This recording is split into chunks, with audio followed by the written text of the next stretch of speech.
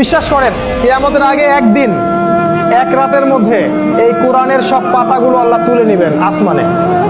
হাদিসে এসেছে কোরআনের শুধু পৃষ্ঠাগুলো থাকবে, কালি থাকবে না। এটা শেষ জামানায় হবে সামনে।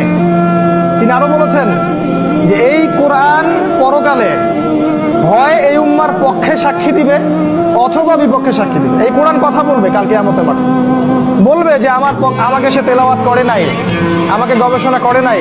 আল্লাহ এই কোরআন নিয়ে তারা হেদায়েত খোঁজেনি, তারা অন্য জায়গায় হেদায়েত খুঁজেছে।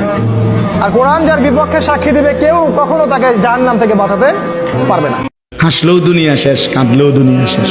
আজকের রাত যার দুঃখের রাত তারও ভোর হবে, আজকের রাত যার আনন্দের রাত তারও ভোর হয়ে যাবে। বাসর রাতও ভোর হয়, জেলখানার রাতও ভোর হয়।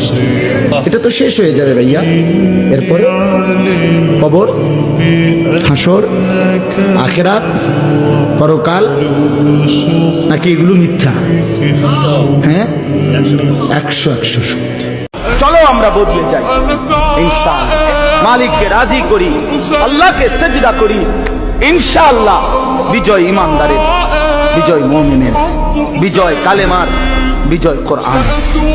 ফিলিস্তিনও জিতবে, রোহিঙ্গারাও জিতবে, কাশ্মীরও জিতবে, বাংলাদেশও জিতবে ইনশাআল্লাহ। বেঈমানরা হেরেই যাবে, কোনো সন্দেহ নেই।